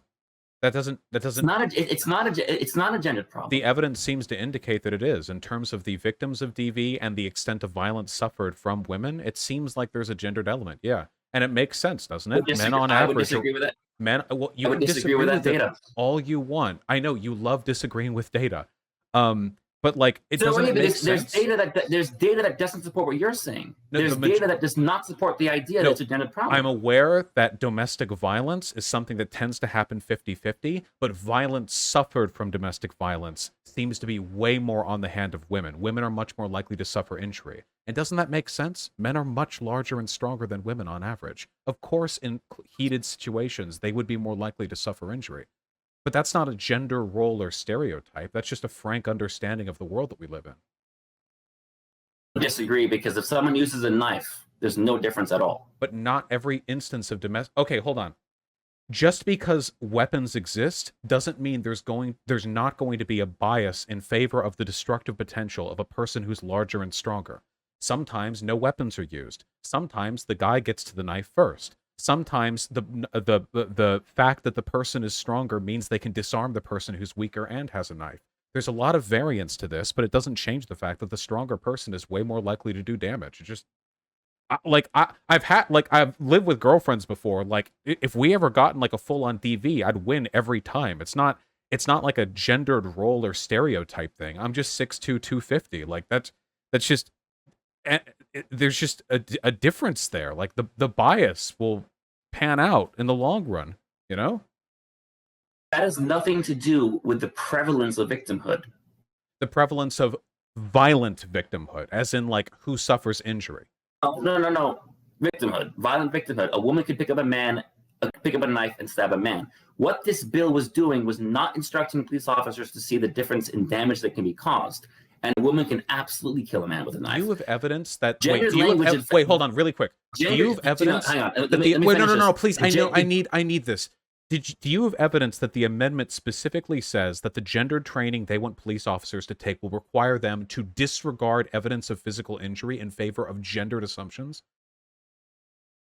Bill said specifically that police officers would be trained to assume and recognize the gendered nature of domestic violence and the prevalence of victimhood. So I was right. You said that they were being No. trained to ignore physical injury. No, because if let's say a man showed his arm was bleeding, right? They would still be trained to assume it is more likely that the woman was have defending evidence of herself. that? You keep making claims, and then I ask you for evidence, and then the evidence of your claim is something that isn't the claim. Nowhere What in the the bill says. documentation here. No, the bill does not say police officers will prioritize gender bias over evidence of physical injury. That is not anywhere in the documentation of this amendment. And that would be You read the whole insane. bill? Wait, have you read the whole bill? Okay, I haven't read the whole bill. I've read documentation on the amendment. Something tells me that if there was anything in it that said ignore evidence of physical injury in favor of gendered assumptions, that there would be something about that in the articles that I'm reading right now. It didn't say that. Of course it didn't say that. Then why would you say that it does? They're not. If a guy has a knife in him, when they show up, I didn't say that. they're not going to assume the guy stabbed himself. Didn't say that. You didn't say to ignore physical evidence. You did say that. Okay. No, it didn't say to ignore physical evidence. It said to assume, okay, the likelihood of who is the initial perpetrator and who is the initial aggressor. Yeah, that is a gendered bias, but that is not the same as ignoring physical evidence. If a man presented himself as bleeding on his arm, okay, and he was stabbed, and the woman said, "Oh, I was just defending myself," officer should assume is more likely that she is telling the truth. There is no evidence of this. You're just making this up. That's right there. What you're saying right now is assuming that cops would ignore physical evidence in favor of gender bias. If they show up and one person has been stabbed and the other person is uninjured, there is nothing in the amendment of this bill that is going to encourage the police officers to believe the guy is lying and that the woman was defending herself. Yes, it is. That's exactly the point of it. It's happened before multiple times. It having happened is not the same as it being the text of the amendment. Things happen all the time. Though. Cops have raped like women that they stop at traffic stops. That doesn't mean there's a law saying cops can do that. This amendment only says that there should be gendered training. That's it, and I'm fine with that. You're saying that this gendered training will involve ignoring physical evidence of injury on the face of the guy, always assuming that the guy is lying and that the girl is not at fault if they come on a DV situation, and you've claimed in your video title that this is explicitly legalizing DV against men. Your claims about this are lying. They are falsehoods. They are fear-mongering. And this is exactly what I mean about why I can't trust the MRA stuff. I don't think that this is born out of a genuine desire to protect men. I don't think you're caring about men when you say all of this. This feels vindictive to me, because I don't know why a genuine desire for the promotion of civil rights would lead you to so virulently represent this issue. That's completely not true. Do you think logically, okay, is the consequence of police undergoing gendered training and how they respond to a crime scene? To understand that there are biases in the general tendency towards violence between men and women, which seems to be backed up by the data. How do you think that might influence how they respond to claims of self-defense or mutual violence? Well, if we're going by how things work here in the United States with the biases we have and the gendered assumptions we make, I know, right, but it never happened in the UK. So you're asking me for like real life extrapolations. So I'm looking at here in the US right now. Here in the US, but this does happen in the UK. This does happen in the UK. The amendment wasn't passed. Even before this. Okay, wait, hold on. You asked me a question. I'm trying to answer. So you're asking me what the consequences of this are going to be. Here in the United States, as I understand it, in a situation where no other evidence of potential harm can be found, it's generally protocol to assume that the guy is the one who should be removed from the situation. Now, that is to say, if it's like a DV situation that gets called in and both people are uninjured or they have light but equal degrees of injury, that generally speaking, cops are going to side with the woman only because there's a lower potential threshold for harm. That does suck, and I don't support that. I do think that's a fucked up system to behold, but it's not the same as like the cops are going to come in and the guy's like fucked up and stabbed, and then like the cops side with the woman anyway. That just doesn't seem to be how that's happened though. That's happened in the US and the UK. It has happened, but so is the opposite. I'm not saying nothing can happen. I'm saying that the policy wouldn't lead to that being protocol, because anything can or has happened. This country can you prove that it wouldn't? Anything can happen. My country has 1/3 of a million people in it. It doesn't matter what the laws are. Anything is gonna happen. I'm talking about what the policies explicitly encourage police officers to do as part of protocol. You prove that the bill, if it passed the way feminists wanted to pass, would not have led to what I said. How can I prove a negative? That's the point. That's not the point. Wait, no. Is the point. If your argument in favor of your position is I may have lied, but you can't prove that this thing couldn't happen, then it was not a lie. Oh, well, you do have me on this one. I can't prove a negative. That is true. The thing that's happening now and is the case now, and you agreed with, is this two-tiered system in the UK for men and women. There is a two-tiered system. In the US, it is not. DV is not legal against men, even though there's a two-tiered system here in the US. Never said it was. Okay, you said it would be in the UK. World consequences.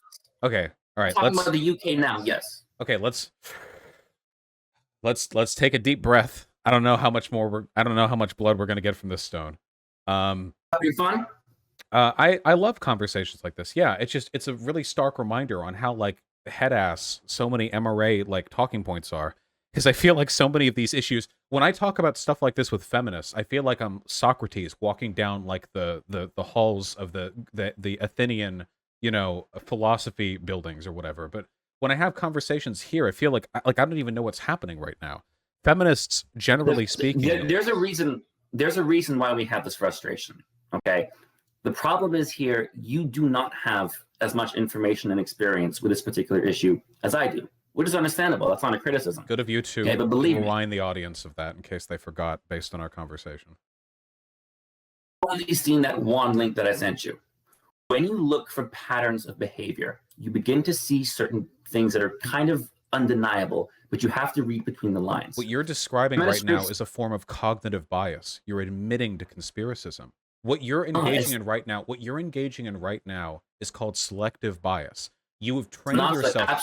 Absolutely not. You have trained yourself to see some things. So now they are what you look for, and you're more likely to see them than you are to examine counter evidence. Which is why multiple times during this conversation, you have cited the popularity of Reddit posts on the MRA forum as evidence that there's a real sociological problem. You've denied the existence of the data and then said, well, it must be a problem because people post about it in men's rights.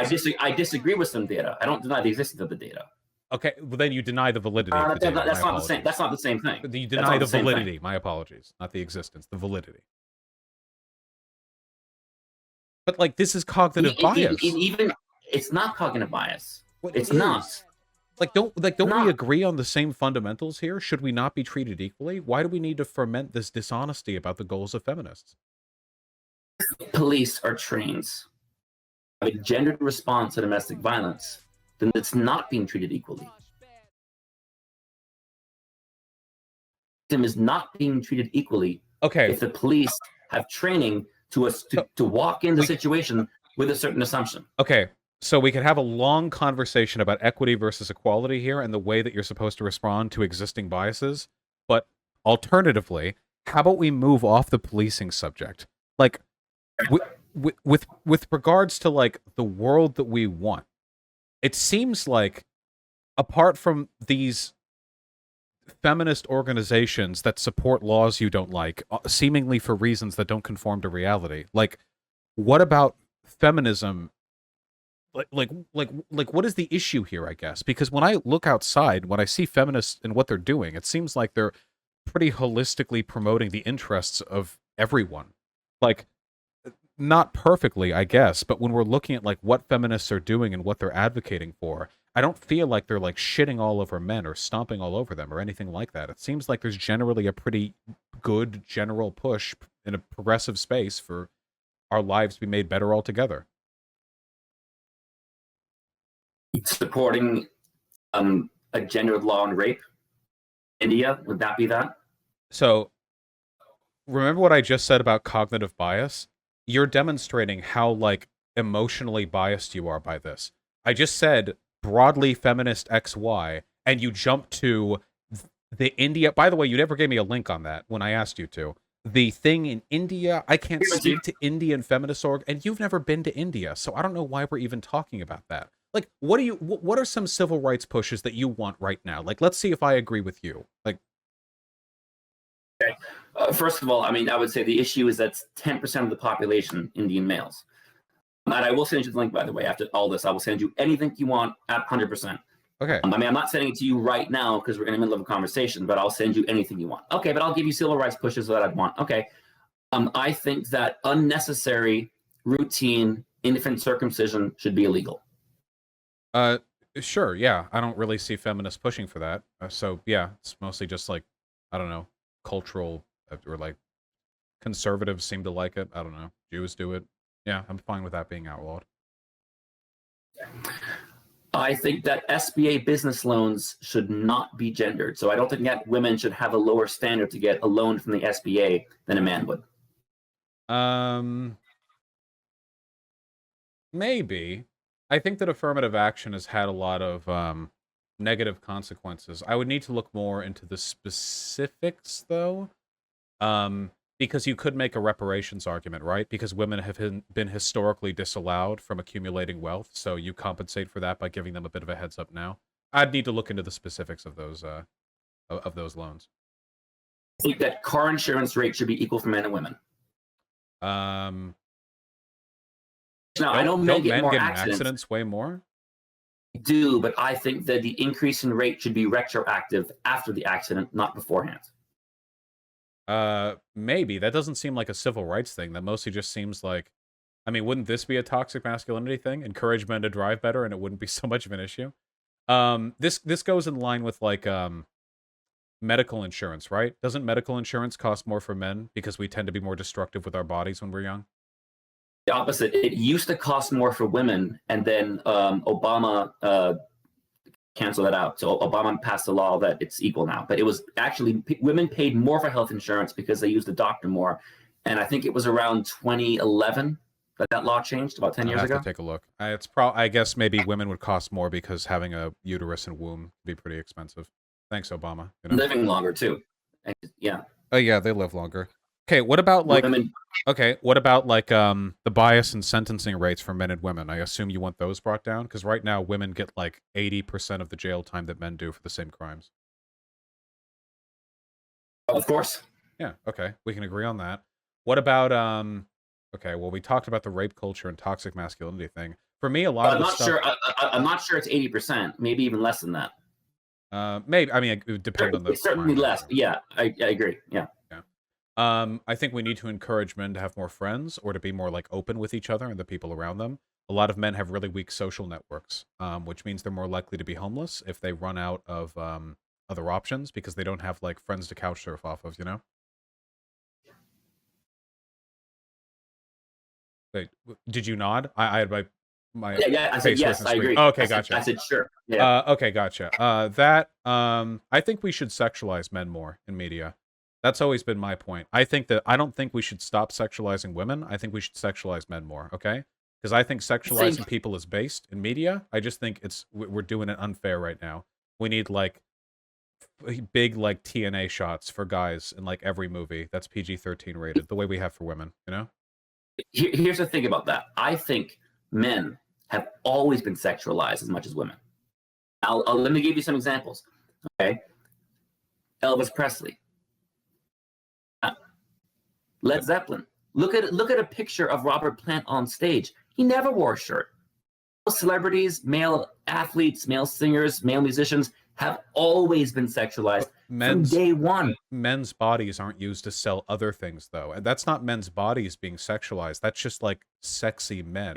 But if I look at Cristiano Ronaldo. If I Google like sexy right now on an incog window, like what do you think's going to come up? It's probably not going to be a bunch of like guys eating Carl's Jr. burgers, right?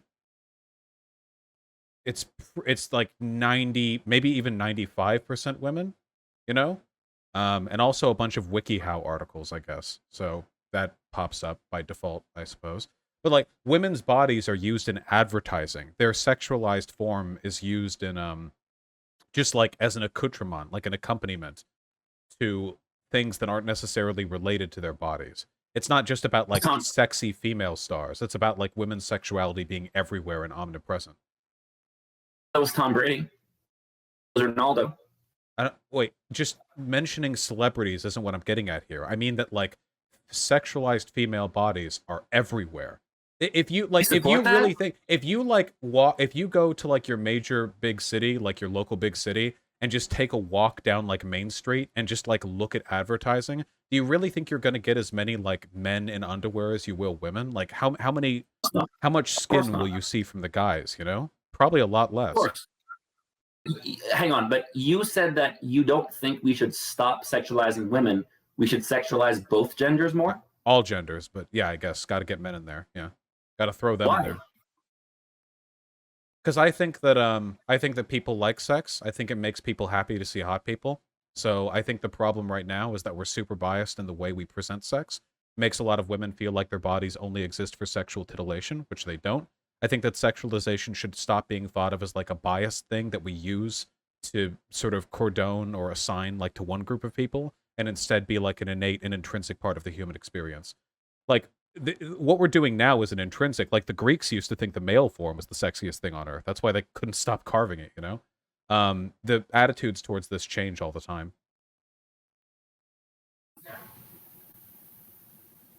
Sure. I don't know. I mean, I've never really given that much thought. So, um, I think it'd be based.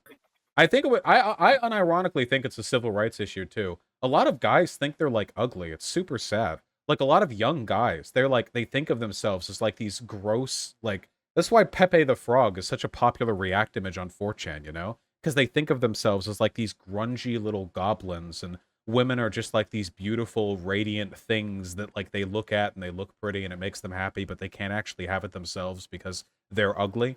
I feel like a lot of guys really internalize this idea that sex, sexuality, and beauty are something that like women are the gatekeepers of, and I think it leads to a lot of like really weird, sort of negative feelings about themselves. You know? yeah, could be. Nice. All right, good. More men in underwear. All right, we got that. Um, we got to do something about that toxic masculinity stuff. Okay, we gotta crank that down a little bit. We gotta wind that down just a little bit. May I take 5 seconds to get some more water? Oh yeah, of course. Right back. How are we doing, chat? We're having a whole conversation today. Bad? Oh yeah, I see. We have to get all MRAs to take the gay pill. Truly the most active advocate for men's rights. Oh, I tried the gay pill. It tastes awful. Based. So okay. I am going to regret that one tomorrow. My God. The gay pill? Why would you regret it? You're not in a community full of people who would make fun of you for it, are you? The little clip was going to be all over the place tomorrow. I can already tell. Well, we support you. In your personal journey. Yeah, I don't let me think. Like, I don't know. It was a joke, by the way. Just FYI, it was a joke. We like you less now. I'm trying to think. Like, man, we got like alimony court issues. We talked about the rape culture stuff. I don't talk about feminist issues that much these days. I feel like I talk about trans stuff really often. Obviously, that's a feminist issue too. Trans men are men, so issues. Ask me anything you want. Oh no, just I mean, I think that if any advocacy for men's rights includes trans men, so they're part of that. As a matter of fact, yes. Pretty sure I did a video on this as well. There's an excellent article written by a trans man who noticed that when he was now appearing male to most people, he had all these unexpected negative consequences of that. He saw that people were more inherently afraid of him. People kind of didn't treat him the same way. And obviously, if you have a legal disparity, such as pension ages, not in the US, but some countries have higher pension ages for men and women. Somebody transitions and now legally is considered male. Law has become unfavorable to them. So most MRAs that I know support trans rights. I support trans rights. Now I'm a little bit unsure when it comes to, and this is a hot one, I know. When it comes to trans athletes, how do you feel about that? It is a highly controversial issue where we would probably have to lay a lot of groundwork. But generally speaking, I think that discourse around it is just a moral panic. The presence of trans women in women's sports poses basically zero threat to anything. And people care about it because it's a wedge issue they can use against trans women for the most part. That's like the reason people talk about it, because nobody gives a fuck about women's sports otherwise. Women's sports were a joke by like among conservative commentators for decades, and then now they're all these like stalwart, righteous defenders of the sanctity of women's sports. You know, when just a couple years ago, like their shock jock radio hosts would be making jokes about the only reason they would watch like women's volleyball is to look at their uniforms and shit like that. It's like, oh, okay. I hate those people. I mean, those guys are morons. I mean, but like, do you know, for example, the lawsuit in Connecticut, where there were two trans women who were breaking every single record, and a lot of the female athletes felt this was very unfair, and there was a lawsuit about it. By any chance, are you familiar with that whole case? Federal agency said Connecticut must keep. Let me see. This thing. Trans students from girls' sport. The federal agency says this. The state disagrees. Connecticut's Attorney General and Human Rights Agency aren't backing down from upholding a state law allowing trans high school girls to compete on girls' sports teams, despite a finding by the Trump administration that it's illegal. I don't know the specifics about the athletes. It seems to me like if you've transitioned a while ago and you've been like medically transitioning to a woman for like 2 or so years, it mostly kicks your hormones and your athletic levels back down to around the range that cis women would be at your age. But it depends on a lot of other factors, you know. Oh, is this the PragerU girl? Wait, is this the one girl was the PragerU video and she was on that RT documentary or whatever? No, that was detransitioning. I remember that girl. That's sore loser. Wasn't her. It wasn't her. It was wasn't her? Oh. I don't think so, no. Let me try and honestly, I mean, my position is kind of like I need to read more about the science to know about it. I don't have a strong stance on that one way or another. I support trans rights as a whole for the most part, but when it comes to sports, I've heard the debate about this is her. Yeah, this is her. The Selena Soul. Yeah, Selena Soul. Yeah. Yeah. Yeah, she was a super sore loser. It was like the top 8 people were gonna qualify for regional, but she was gonna be like 7th, but then 2 trans women got like in the top 8, so she got bumped down to 9th or something like that. It was something like that. I don't know. Was it for track and field? Yeah, it was for track and field. Yeah, the lawsuit maybe it was that filed on behalf of 4 girls. I guess she got some of her classmates in it. Anyway, it's complicated stuff. Further developments. Oh God, you stop looking at this stuff for like 1 hour and everything. Oh God, hold on. Chat's linking me articles. Further developments. Plaintiff in anti-trans lawsuit defeats transgender track rival twice in 8 days. Wait, really? Days after claiming competing with trans athletes was unfair, Chelsea Mitchell outran Terry Miller for the 2nd week straight, winning a state overall title in Connecticut. Okay. All right. Sorry, we're getting a bit derailed here. I'm not meaning to get derailed. Okay, we're in the fun half. Yeah, we're yeah. Oh God, where was I? Hold on. Wait a second. Gender issues. Chat, I'm a feminist. What do I believe in again? I don't talk about feminist issues these days. I feel like a lot of parity has been achieved, and at this point, a lot of the work that needs to be done is a little bit more granular and cultural, you know? Because a lot of the shit that I believe in with the whole being a feminist thing is that a lot of guys just fucking hate women. Like, you can take a look at conservative media, and a lot of them just fucking hate women, you know?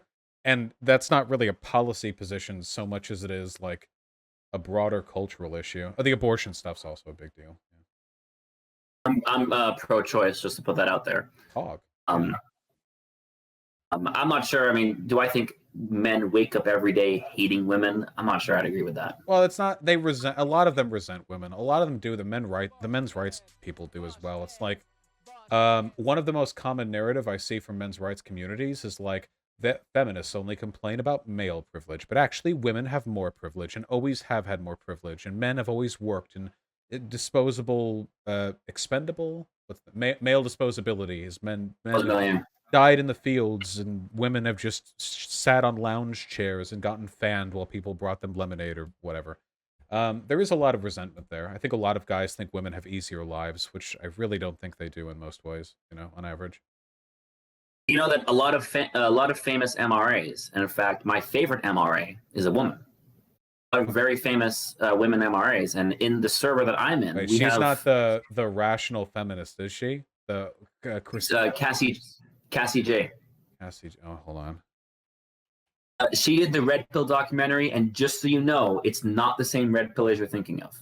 Nothing to do. I kind of don't like that she picked that name. I know why she did pick the name. It's nothing to do with the Red Pill subreddit. I don't know anything. I recommend it. Cassie. I recommend it 100%. She says here she's a feminist. Yeah, that's fine. Yeah. Was. Yeah.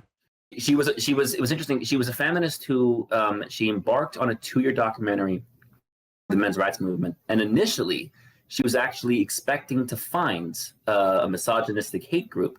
And over those 2 years, her opinion actually changed. And now she is harassed by many feminists. And she's tried to screen her documentary around the world. And she's had hate and death threats and all kinds of stuff directed towards her. I have to look more if anybody wants a 2-hour crash course in the men's rights movement, her documentary is very, very good. Yeah. Yeah, is this one of those, like, I didn't leave feminism, feminism left me, like, why I left the left type dealios, or? No, she's actually very objective with it. She doesn't criticize feminism. She kind of lets different people speak for themselves. I think she still today does not directly identify as a men's rights activist, even though she's basically a men's rights activist. But no, I think she's pretty fair. I feel like intersectional feminism just seems to be like the golden bullet to all this, right? Because if you would embrace third wave feminism, the intersectional presupposition, you recognize that all of these gendered biases that hurt women have a sort of equal and opposite effect on men, and I think you can work out from that assumption. Sometimes it seems like it's like a shit flinging contest over who has it worse, but I don't necessarily know if that's the best approach to take. Big Joel did a review of the Red Pill. Okay, I'll maybe watch that later, and I'll watch the full thing. I don't know. You know what I mean, right? I would say watch the actual documentary before any review. I love getting bias. I love getting my my well poisoned before I watch politically contentious media. Okay, in all seriousness though, like, you've seen enough of my channel and you've seen enough of what I do and who I talk to basically understand the prescriptive judgments that I have when it comes to gender. Like, you understand what I'm going for here, right? You think this is, you would believe this is like a defensible avenue to take.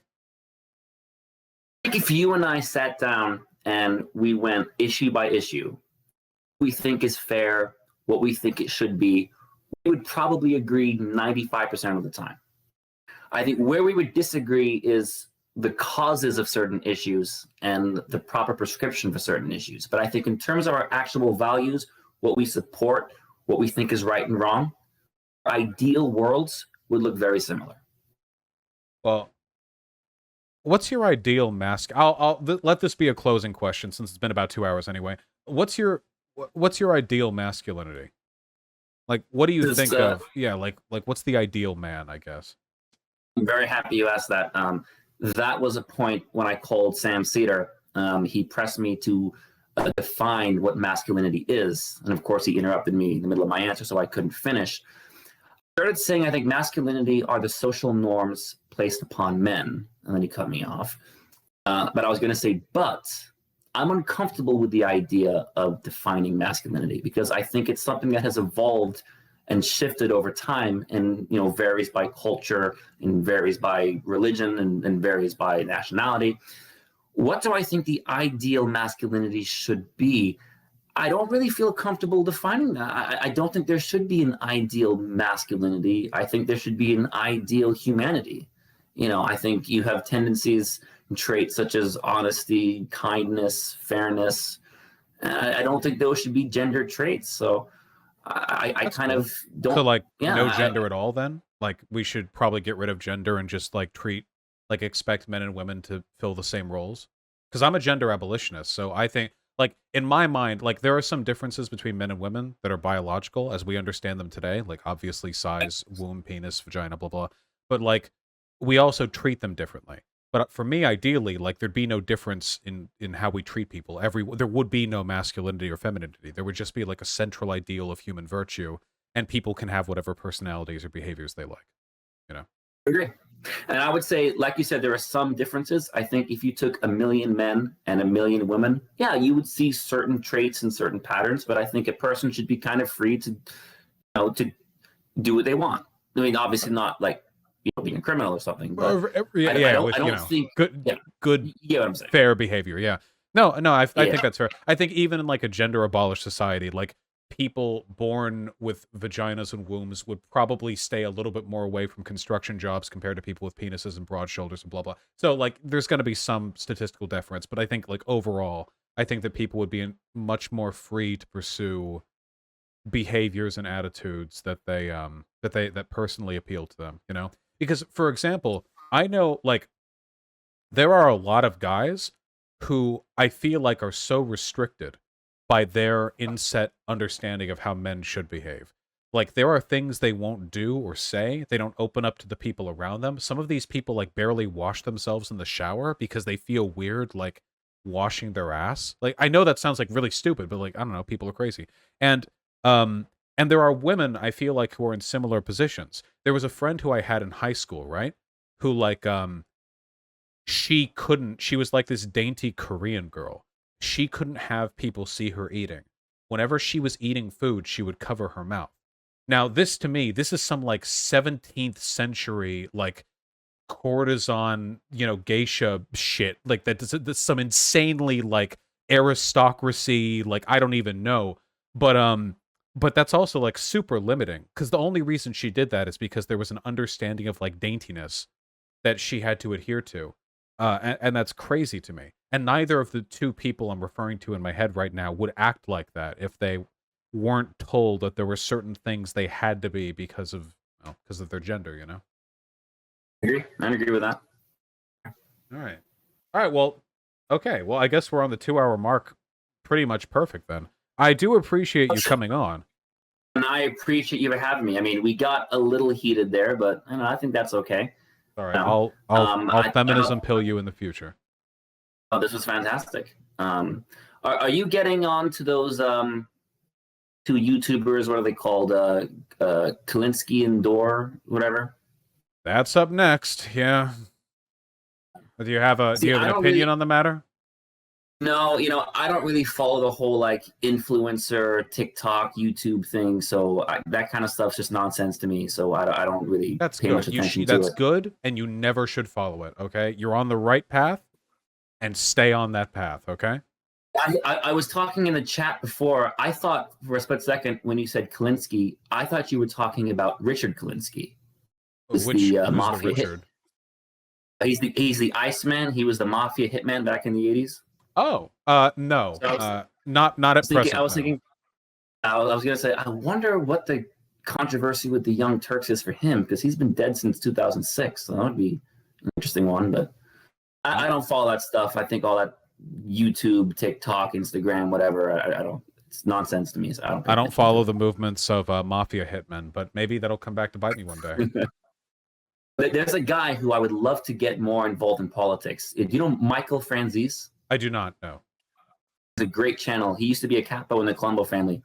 Very smart guy. He had a scheme in the 80s where he was defrauding the government on every tax of gasoline sold. Every dollar of gasoline sold, he was stealing tax on the government. And he set up a scheme where the only victim was the government. He wasn't stealing from any regular people, made millions. He has a YouTube channel. Very, very entertaining. Very, very smart guy. I mean, I don't support that kind of behavior, but he's just an entertaining guy to watch. I can give it a look. Thank you very much for coming on again. Man, thanks for having me. Have a wonderful day.